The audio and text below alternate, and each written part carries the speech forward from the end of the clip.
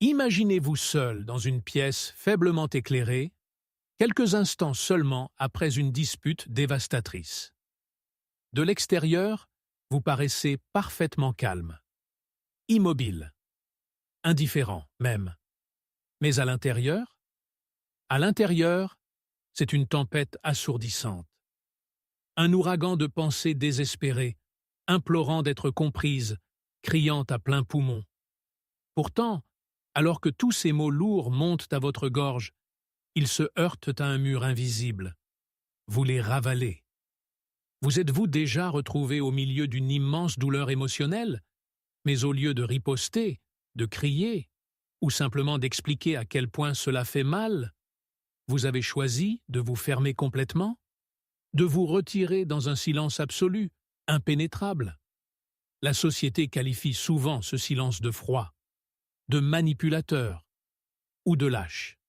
Mais si ce silence n'était pas un acte de capitulation, mais un mécanisme de survie désespéré, lorsque le silence s'installe, la personne en face de vous pourrait penser qu'elle a gagné la dispute. Elle pourrait supposer que votre absence de réponse est un aveu de culpabilité, un refus obstiné de coopérer. Ou pire, que vous ne vous souciez tout simplement plus de rien. Mais c'est une profonde incompréhension. Pour beaucoup d'entre nous, se taire face à un conflit n'a rien à voir avec l'apathie. Ce n'est pas un geste calculé pour punir quelqu'un, et ce n'est certainement pas le signe d'un cœur froid. C'est quelque chose de bien plus profond. Ce que vous vivez à ce moment précis est un état psychologique connu sous le nom de submersion émotionnelle. Imaginez votre esprit comme un circuit électrique. Lorsqu'une conversation devient trop intense, trop hostile ou trop douloureusement familière, la tension émotionnelle monte en flèche. Elle dépasse ce que votre système interne est conçu pour gérer. Et pour éviter une rupture psychologique complète, votre système nerveux fait la seule chose qu'il sait faire. Il débranche. Il coupe automatiquement les zones de votre cerveau responsables du langage et de la pensée logique. Vous ne choisissez pas de retenir vos mots. Votre système de défense biologique a temporairement désactivé votre capacité à parler. Vous êtes figé, piégé dans un lourd silence, purement par réflexe automatique, pour survivre à la surcharge émotionnelle. Mais pourquoi votre système débranche-t-il si rapidement? Pourquoi un désaccord apparemment normal aujourd'hui déclenche-t-il une réaction biologique aussi extrême? Pour comprendre cela, il faut remonter le temps. Il faut regarder l'environnement dans lequel votre circuit émotionnel a été initialement câblé. Pour beaucoup de ceux qui se retirent dans le silence, la cause profonde réside dans une blessure profondément cachée, presque invisible. Un phénomène psychologique connu sous le nom de négligence émotionnelle infantile. Contrairement aux traumatismes évidents, la négligence émotionnelle est totalement silencieuse. Il ne s'agit pas de ce qui vous a été fait, mais plutôt de ce qui n'a pas été fait pour vous. Imaginez un jeune enfant essayant de partager sa peur, sa tristesse ou sa frustration innocente. Au lieu d'être accueilli par une étreinte chaleureuse et de la compréhension, il se heurte à un mur froid de dédain. Peut-être vous a-t-on constamment dit que vous étiez trop sensible, ou que vous en faisiez tout un plat. Peut-être vos larmes ont-elles été accueillies par de l'agacement, ou votre colère rapidement punie. Ou peut-être les adultes autour de vous étaient-ils simplement trop occupés, trop stressés, ou trop submergés par leur propre vie, pour même remarquer votre monde intérieur.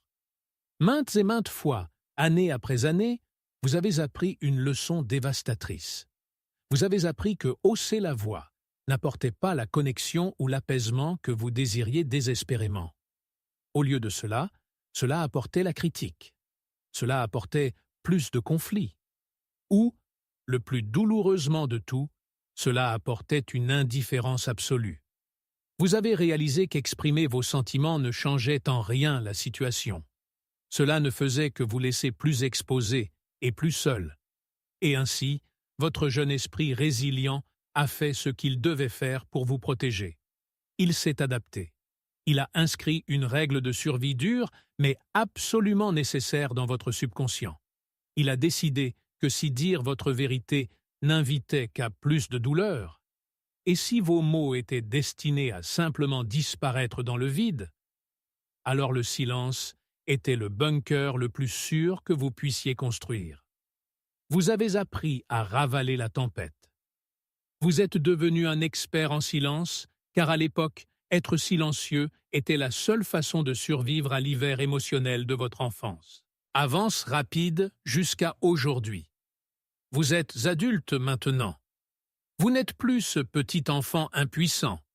Vous pourriez être debout dans votre cuisine ou assis dans votre voiture, face à ce qui devrait être un désaccord normal et gérable avec un partenaire, un ami ou un collègue. Mais votre cerveau ne sait pas en quelle année nous sommes. Au plus profond de votre esprit, il y a une petite structure en forme d'amande, appelée l'amygdale.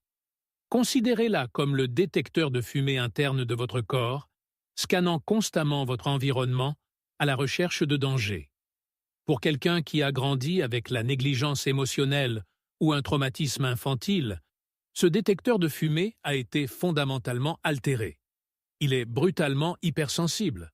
Un ton de voix légèrement élevé, un changement brusque d'expression faciale, ou même un soupir lourd de la personne en face de vous n'est plus traité comme un simple désaccord. Pour votre amygdale blessée, c'est un incendie à 5 alarmes. C'est un écho terrifiant du passé, signalant une menace catastrophique pour votre survie émotionnelle. En une fraction de seconde, votre système nerveux contourne toute pensée rationnelle et appuie sur le bouton de panique. Vous êtes instantanément propulsé dans la réponse de figement. Votre cœur s'emballe, votre respiration devient superficielle, et les centres de traitement du langage de votre lobe frontal sont brusquement mis hors ligne. Le silence dans lequel vous tombez n'est pas une stratégie calculée, c'est un détournement biologique.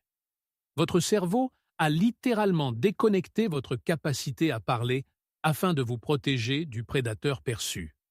Et tandis que le monde extérieur voit quelqu'un qui semble parfaitement calme, détaché ou peut-être refusant obstinément de s'engager, la réalité à l'intérieur de votre esprit est un état d'alerte rouge absolu. Vous êtes entièrement paralysé par une peur profonde du conflit et une peur profondément enracinée de l'abandon. Lorsque vous êtes piégé au milieu de cette tempête émotionnelle interne, chaque mot qui se forme dans votre gorge est comme une allumette allumée dans une pièce pleine d'essence.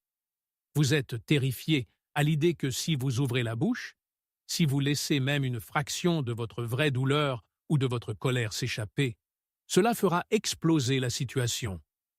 Vous craignez que vos sentiments ne soient trop intenses, trop chaotiques, et qu'ils ne détruisent complètement la relation.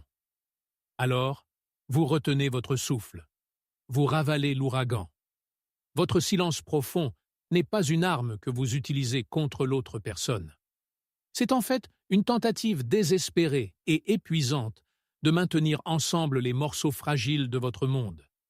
Vous essayez de protéger la connexion des émotions même qu'on vous a appris à considérer comme dangereuses à exprimer. Mais sous la réponse de figement biologique et sous la peur terrifiante de la perte, se trouve un ancrage encore plus lourd. Un sentiment profond et accablant de résignation. En psychologie, c'est ce qu'on appelle l'impuissance apprise. C'est le conditionnement tragique et silencieux qui s'enracine lorsqu'une personne a été maintes fois confrontée au fait que sa voix n'a absolument aucun impact sur sa réalité. Tandis que la dispute autour de vous continue et que la pression monte, une voix familière et écrasante chuchote dans les recoins les plus sombres de votre esprit. Elle vous dit « Pourquoi même s'embêter ?» Elle vous convainc que même si vous trouvez en quelque sorte la force de parler, ils ne comprendront pas vraiment. Elle vous dit que même si vous expliquez exactement à quel point votre cœur se brise, rien ne changera réellement. Le résultat sera le même que toujours. Plus de conflits, plus d'épuisement, plus de solitude. Cette impuissance apprise transforme votre silence en une lourde couverture. Vous vous abandonnez au calme, non pas parce que vous vous en fichez, mais parce que votre passé vous a entièrement convaincu que lutter pour votre propre voix est une bataille que vous êtes destiné à perdre. Et voici le paradoxe le plus déchirant de tous. Vous choisissez le silence comme un bouclier.